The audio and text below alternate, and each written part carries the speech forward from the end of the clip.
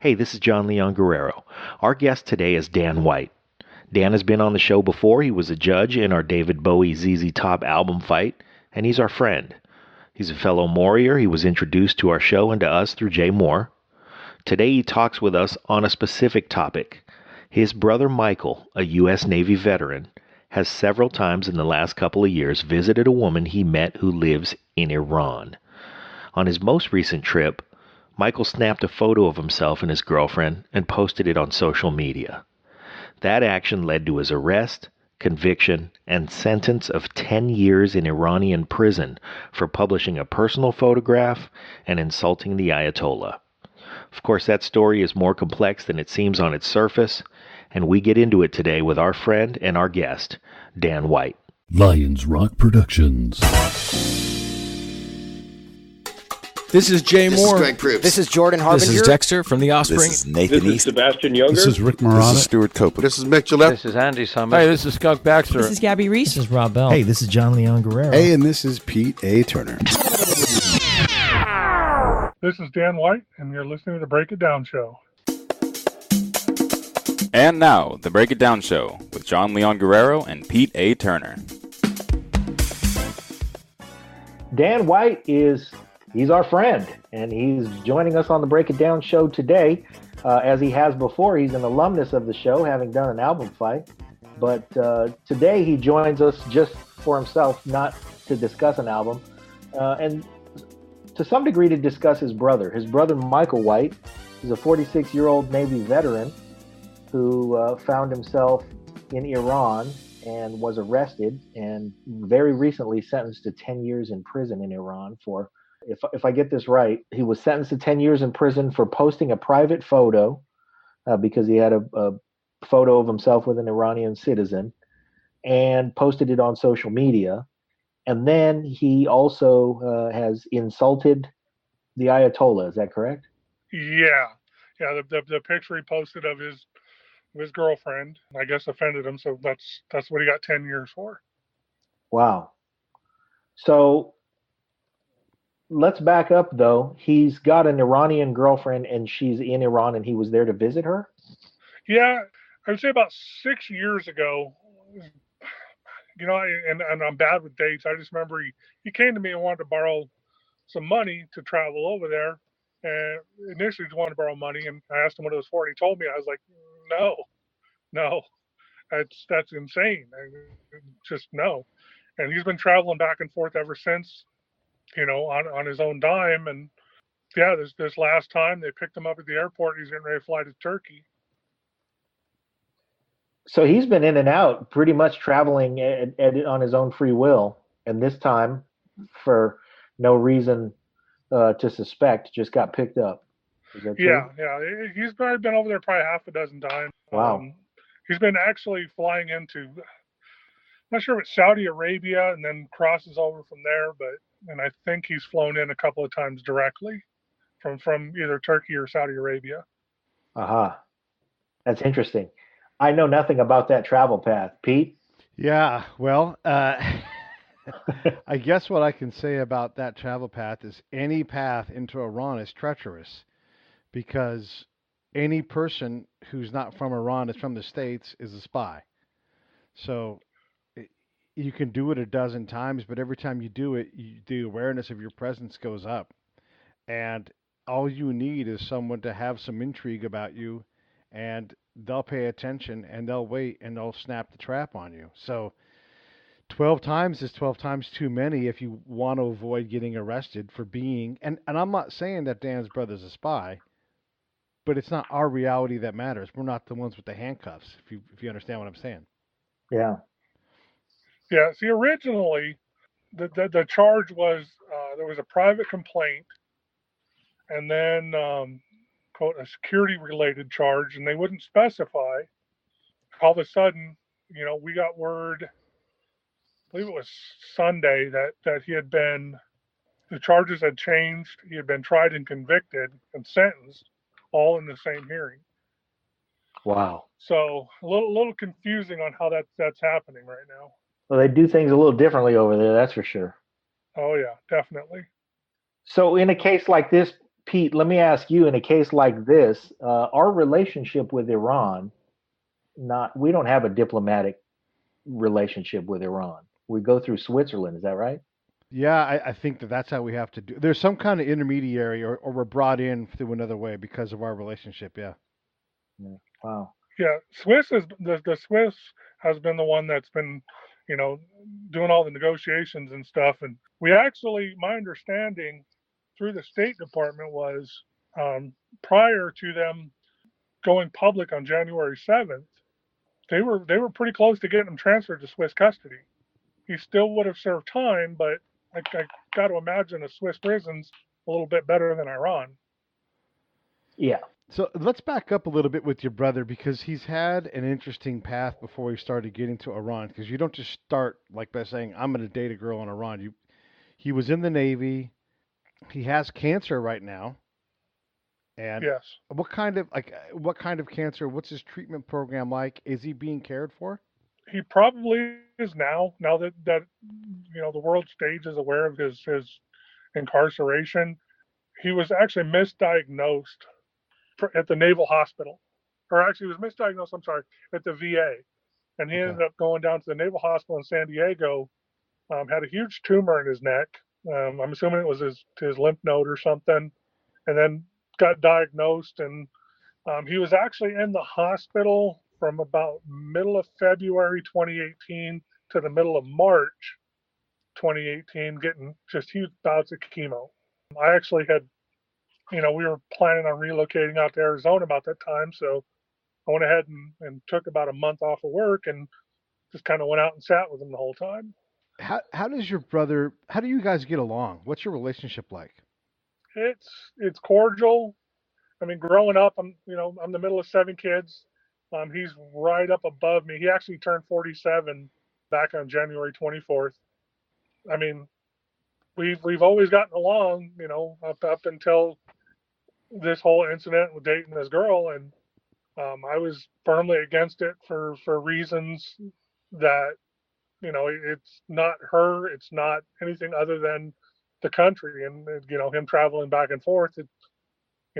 When the last day when he got checked out of the hospital, I drove him, back to his apartment down in Mission, and we had discussed what the future was, and we had some words, and I told him, I says, this is not good, and I'm probably never going to see you alive, and that unfortunately is, it's look like that's probably what's going to come into fruition here. Yeah, I hate for you to be right about that, Dan. No, it's a terrible situation, but anybody that knows me, I raise my girls and my two daughters, and I tell people decisions have consequences. He made the decision to go, and there's nobody to blame but himself. And it may sound kind of cold and harsh, but that's the reality of it. When you tell him and encourage him to not go because you're afraid you'll never see him again, it's one part cancer, but it's nine parts your actions are reckless. I'm assuming some kind of Extremely reckless. right. Does he have a pattern of this though throughout his life, or is this maybe the cancer affecting his judgment? Can you give us some insight on who your brother is? He was always smart growing up, kind of techie, geeky, was into, wrestling, WWF and all that stuff growing up, and went in the Navy. He actually got picked up when he was right after not too far after his 18th birthday. He got picked up with a possession with intent to distribute, and judge gave an option, join the military or go to prison. Mm-hmm. And he joined the Navy, and he loved it. I mean, he loved it. And he got to travel the world, got to go over in the first Gulf War, and I think probably where he kind of maybe fell in love with the culture. Politically, he's gone to opposite ends of the spectrum. He campaigned for Obama, and this last time around, he voted for Trump. You don't get much more extreme than that. And he actually had converted to Islam, which I think probably clouded his judgment going over there, thinking that, maybe because it's something he practiced that, they would leave him alone. And, I mean, he's an American. dirty blonde hair and blue eyes. He's going to stick out like a sore thumb. Yeah. Yeah. Wow. So in this conversion, how did he meet this girl? Same way anybody does something like that online. Mhm. I'm not 100% sure, if it's something he went looking for. I just know that he met her online and they started conversing, and because he had come to me, some years back, probably 6 years ago, maybe, and had asked to borrow $4,000, and I'll help any of my family out. And when I asked him what it's for, and he told me, I just kind of laughed and told him he was crazy, Yeah. and told him no way, I won't contribute to something like that. Yeah, I mean, helping your family through a tough spot or whatever is one thing, but for something like that you deem risky, you get to have a talk with your brother. That's what brothers are for. Yeah. How did he get the money to go then? You didn't give it to him. Where does he go to accomplish that? Through the grapevine, I kind of heard that he went out, eventually got a personal loan to go the first time, with things that happened while he was in the Navy. And this is something I can't divulge or can't go into too much, but he ended up getting, by his words, a settlement from the military, Okay. and which basically allowed him to travel many more times over there. So, yeah, let's not get into the stuff you can't get into. But he's also, well, the FBI wants to talk to him as well. So you've got a brother who has these questionable decisions. Now the FBI is interested. Can you get into the FBI aspect of who your brother is? Um, they have some suspicions that since he's converted, that maybe his intentions aren't so pure. That's kind of about as far in it I think I can go, but they definitely want to have a talk with him if he comes back. Well, that's pretty interesting because you've got the government of Iran is suspicious of him because he's traveling there. He's popping in and out. He's got a girlfriend. I don't know the details of how they feel about that, but I imagine that there are some cultural issues that the government's kind of leery of when it comes to a Westerner dating an Iranian woman. And then there's the fact that he's converted to Islam, which, hey, great for him if he's found something there. But it does make the FBI go, hold on a minute. You've converted to Islam and you've traveled to Iran several times. It's worth taking a look. So for these things, your brother never really, he didn't think that he was raising suspicions? Or did you have any conversations with him about that? I don't. I think he knew. He probably had the mindset that he wasn't doing anything wrong. So if push came to shove, he felt that possibly you know they weren't going to say anything to him. This last time, when I spent all those weeks with him down in the hospital, I'm not too keen on the culture. Seemed his eating habits were no different than me and him going to a restaurant before. Yeah. Uh-huh. So he wasn't like practicing or reading a Quran or anything when he was in the hospital. That might have been being around a bunch of naval personnel and stuff like that. Maybe he didn't want to raise suspicions, but like he says, his change politically over the last probably 3 or 4 years, and just his demeanor in general. I mean, it really went from one side to the other. What do you attribute that to? I mean, do you have a sense for what the heck is going on? Something like that, probably. I don't know. I mean, he had cancer for about a year before he found out. Maybe something was boiling chemically. Yeah, you always have to consider that that's a possibility. I mean, anything that happens to us physically affects us hormonally, and it affects our reactions to things, and it affects the way that we make connections in our brain. The rest of us may think it seems irrational, but suddenly becomes rational to the person who's thinking it. So that could very well be. What is it we can hope for here in this situation? As you've got a brother who's in some place that you hope they let him go and he comes home safely. Is there a path that anybody has told you, hey, look, as long as we as long as we can do this, this, and this, we're looking at outcomes that are potentially this, this, and this. Is there anybody who can talk to you on that level? I have talked to a couple of people in the government, and they obviously are letting the Swiss go through this. Iran, you know, just was a day before yesterday, hopes for a new nuclear deal. I am firmly against our country negotiating with them. And like I says, it may sound callous, but he's in this position because our previous predecessor presidents, and I'm not just blaming one, but they've been willing to negotiate. And if you don't deter that kind of behavior, all it is opening the door for future Americans to be snatched. And if we don't put a stop to that now, I mean, it's 2, 3, 4 years down the road, it's just going to happen again. And as for hopes, yeah, I mean, I would love for my brother to come home and, you know, he gets the treatment he needs. But I'm a realist. I don't anticipate ever seeing him again alive. If he does come back as a counterintelligence agent, someone who's been snatched up, sure, he's been beaten and everything, but yeah, I'm gonna have some real questions as to, you know, what's happened to him. I mean, ideally, someone's gonna, if he hasn't been approached by Iran, he's going to be approached by us. I would hate to see him go back. He almost can't stay here and almost can't stay there if he ever gets out of there. But what are your thoughts? Like, could he just live abroad somewhere happily, or are we going to be back in the situation again where he's in some other country doing something that causes trouble? If he's done something to break the laws here, then he needs to come back here and face the music. Okay.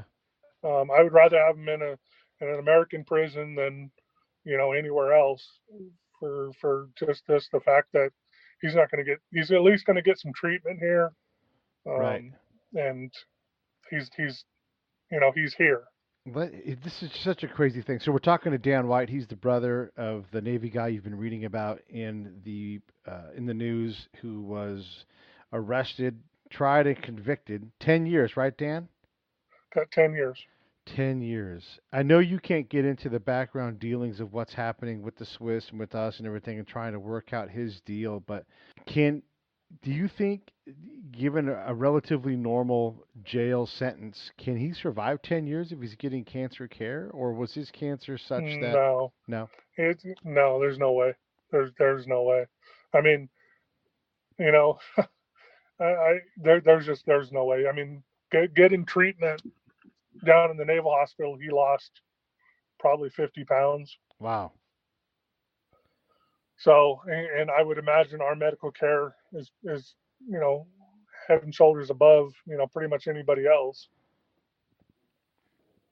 Yeah, I would imagine. So one of the things is, a lot of people have approached you and your mom about this case, and your mom has talked, more than anybody else, it seems. But it seems that your mom also is struggling with the reality that's going on here. What's kept you from wanting to talk to the outlets that are out there talking, and what are your thoughts on your mom's comments on what's happening? So the history there, I actually haven't talked to my mother in probably at least a decade. Wow. There's a disconnect between her and her children, which is sad, and then there's reasons behind that. The quote family spokesman is speaking for her and not the rest of the family. Okay. I believe the media has tapped into her, and I don't. Uh, I have an opinion on it, but I'll keep those opinions to myself. As when it comes to her, the media, I mean, they're running with it, the narrative that they want, or I honestly don't believe that she is as concerned as she may appear to be. Huh. And there's a reason for that, but like I says, I don't want to get into why she is the way she is with the rest of the family. But me and my brother Jeremy and my sister Mandy had talked about, and we were kind of encouraged not to say anything while this was going on, just in case there was a possibility before he was sentenced, we can get him transferred or get him out. And now that he's been sentenced, there's still, like I said, some things that are going on that we really can't talk about. But as a general whole, we can kind of start saying our piece at this point. Wow. I wish I had something more to say than that. I'm sorry that your relationship is such that, as you describe it, families go through stuff. And it's tough enough to go through a situation like this when your brother's in a foreign country. And you got to, put your thoughts in that direction to have other family dynamics. And of course, we all have other family dynamics, but this is a tough one to pile onto it. Your siblings, how far apart are you geographically? Are you at least close together with your other siblings? So my sister Lisa was the oldest. She's no longer with us. She's would have been probably, I don't know, early 50s maybe. We got a older brother Jeff that's probably about 52, 53. He's up in Alaska somewhere. I haven't talked to him in many, many years. He's had some substance abuse issues. And then my brother Mike is, 2 years older than me. Then there's me. I'm 45. My brother Steven, who's about a year and a half below me. I haven't really talked to him because of his substance abuse issues. And got my youngest brother Jeremy. He is 30, I want to say 38 now. 38, 37, 38. He's actually on his 2-week tour down in Southern California for the Air Force for his reserves. And my youngest sister Mandy, she's out in Florida. My brother Jeremy is in Phoenix, about 5 miles from me. So okay, well, family dynamics being what they are, I hope you guys can find some comfort in each other and mend those relationships, and maybe that'll be some good news that comes out of this. Man, I'm really at a loss for words. I don't envy your situation. I don't envy your brother's situation. The fact that he's over there, I hope he can just get some treatment. I hope that he can stay in touch or something, that you can hear more news about him and that he comes home safely. Yeah, me personally, I don't think it's really. I failed to just wrap my mind around the whole situation, and of course my wife is, when I do get stressed out, and to me that's the hardest part for me, is the stress of it. My wife has been, I mean, she's been my most of my support. I mean, she's been there for me. I've gotten, Pete, of course, is, every time we've talked about it, he's always concerned, about how I am feeling. And like I said, I haven't really wrapped my mind around it. And maybe if I do, the reality of it will sink in, and at that point I'll have to deal with it. But right now, honestly, the thing that's making, stress me out about it is my youngest sister. She's taking it kind of hard. My brother Jeremy is kind of in the same boat I am, where we're just frustrated with my brother Mike's decision to put his family in this position. Yep.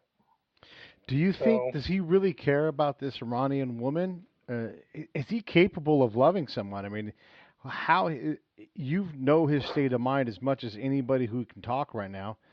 What do you think his state of mind is right now? Right now, I think I'm kind of hoping it's regret. Yeah. I'm hoping it's regret, and I'm hoping it's sinking in.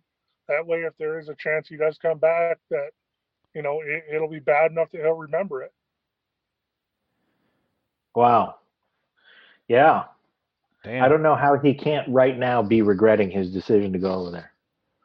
That's a tough thing to say, and I know that's a big dose of tough love. But yeah, I mean, I guess in your position, I think that I would have to feel that as well, because you're right. I mean, it's his decision, and I mean, he's got to reconcile with the fact that he put you and everybody else through this. And I'm not being callous, because right now the one who's got it the toughest is him. Yeah. That's it.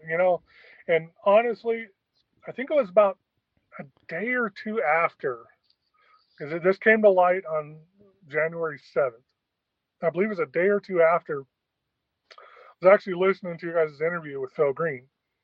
Nice. And at that point, I was kind of like, Phil's going through something that I was listening to it like this guy is acting, amazingly strong. And it was really, really tugging on my emotions.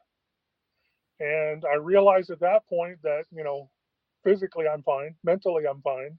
I still have a wife and 2 kids and still have a mortgage. And, we got 2 girls going into college this year, and I still have a life to live. Yeah. I can't let someone else's decisions affect that.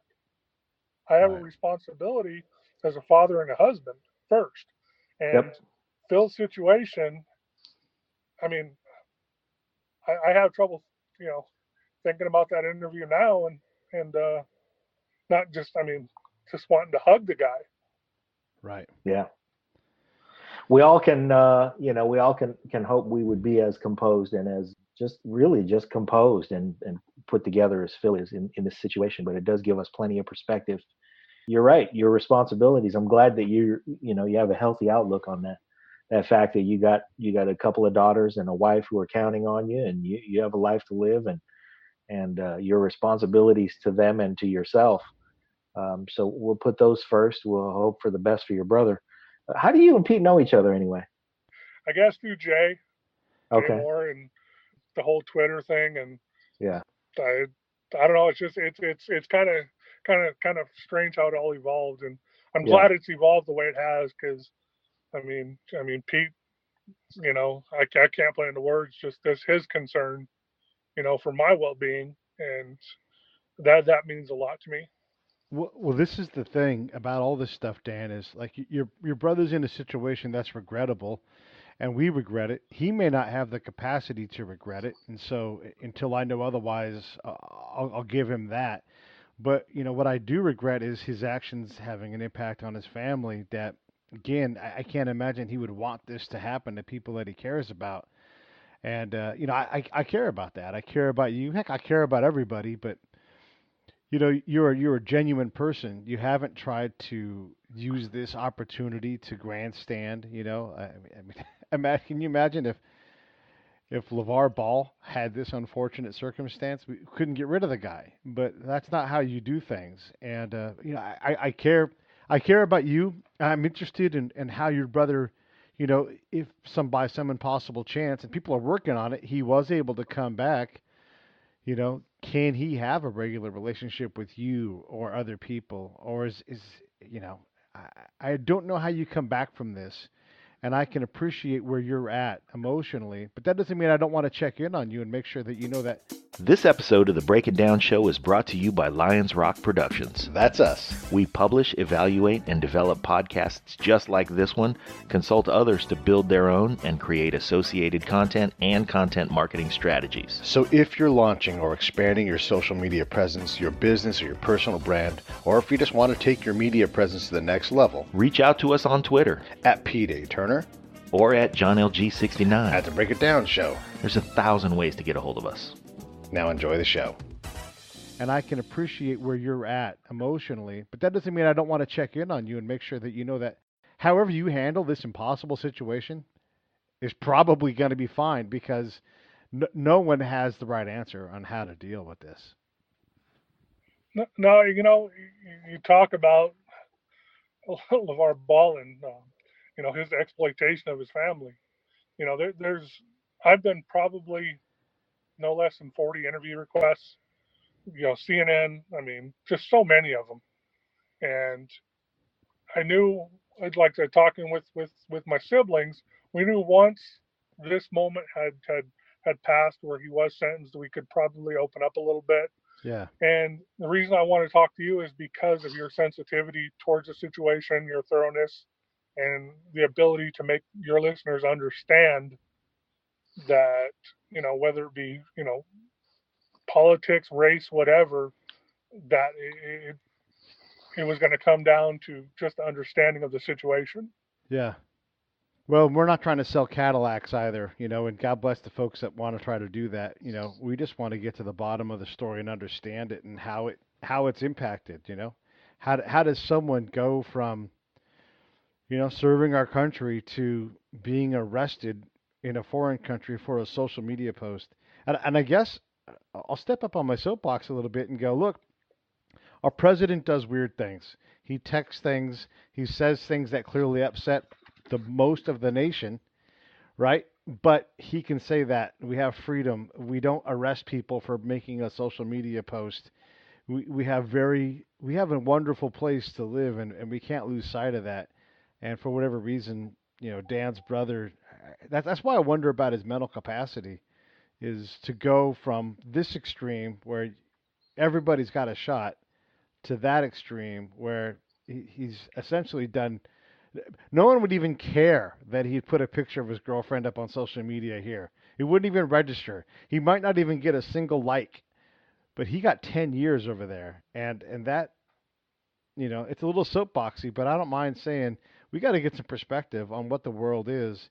And when we try to figure these impossible problems out with Iran, with North Korea, any place that wants something, you know, it's not like you'd want it to be. And I wouldn't encourage anybody to go to Iran on a lark just to prove that they could do it, because they don't have to cooperate with you. They do think that you're out to get them, and they've got a right for thinking that. We've treated that country very poorly in our past.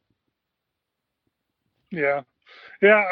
I was looking at some of the social media posts on some of the websites that were putting out his story, and they were all pretty much the same thing as what was he thinking, and that is the $1 million question. What is he thinking?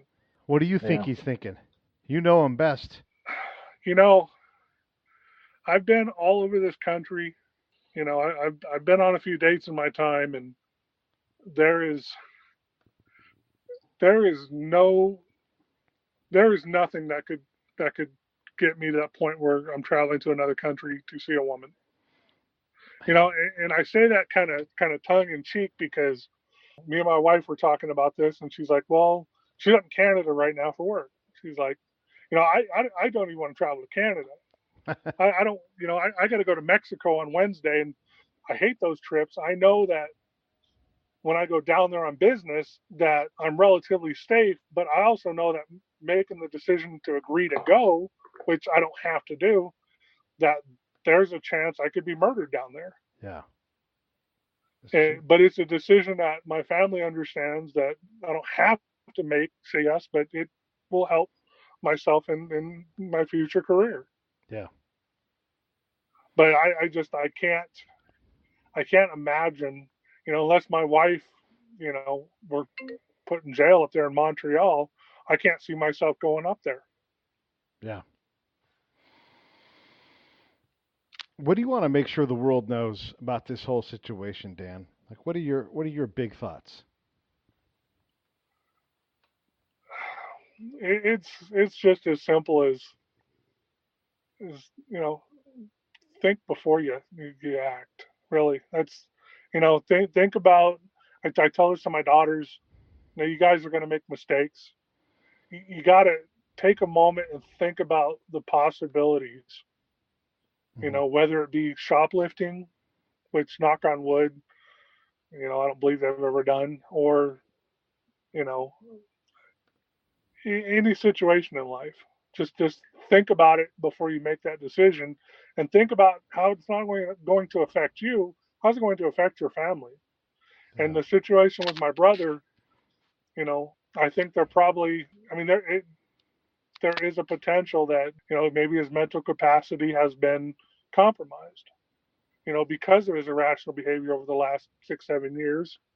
If mental health is stigmatized, and I mean, our military and just anybody that needs help, they should reach out. If you know somebody, reach out. Well, I have some things going on in my family right now that are that have to do with mental health issues, and one of the problems that we're having is that we have a situation where a member of my family is we think suffering a chemical imbalance, and the problem that we're having is that we can't do anything about it, because essentially if your family says that you're having a chemical imbalance or, an episode, a mental health episode, the police, if the police come and check on you, they really only ask you two things: are you going to hurt yourself? Or are you going to hurt anybody else? And if the answer to that question is no, to those questions is no, the police are really not at liberty to do anything, because it's not against the law to have a mental health episode. It's only against the law to hurt somebody if you have a mental health episode or do something that harms someone else. So in the meantime, we're having a hard time convincing this person to get treatment on his own, and that's our only method of getting him some help, is to convince him that he needs to get some help. So if we're going to have a mental health conversation in our country, I enjoy our liberties. I think that our freedom is great, and this episode really highlights the most important part of why our freedoms are great, and we get to be critical of our governmental officials, and we get to stand up for what we believe in and say it out loud, and not suffer persecution because of it, or imprisonment. But as we have this conversation about mental health, I'm going to encourage everybody, just like you did, Dan, get help if you can get help. And if you're somebody who's got a family member who needs to get some help, I just really hope you can hang in there and help them get some help. Yeah, mental health, it does, it runs in our family.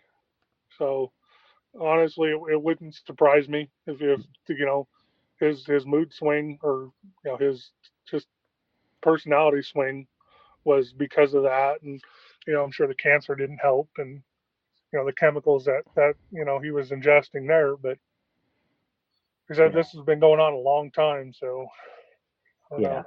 Well, in one way or another, it runs in everybody's family. Yeah. And we just have to, hopefully keep an eye on each other, and get help when we figure out that we need it, and get our family members to open their eyes to the fact that there's nothing wrong with getting help. Yeah. That's it. And I will say that I don't know that you and Pete have ever met each other face to face, but your assessment of Pete is dead on. The one thing I will say about Pete is he never really ever thinks about himself. He's always really concerned with everybody else. Yeah, it means a lot to me. Okay, how's this going? How are you doing? And there's been like I said, my wife has been amazing, and I when I married her, I married way up, way up. Nice. I mean, she's way above me. But Tish she lets me vent occasionally, but Pete's been awesome. Even a couple of text messages back and forth to Jay, and he's definitely understanding. And if I were able to wrap my mind around this and kind of let it sink in, I know that when that time comes, if it does come, that I'm able to actually react to it probably in a normal manner, that I know I've got a support system around me. And while that's comforting to know, I'm also trying to, the stresses of work and just trying to cope with the reality that he's probably never going to enter this country alive. That's pretty heavy. Hey, Dan. Yeah. Do you love your brother? Very much, very much. If I could take this whole situation from him, and it meant that him never understanding it or never experiencing it, if me taking a bullet or something would just fix the whole thing, then I would be willing to.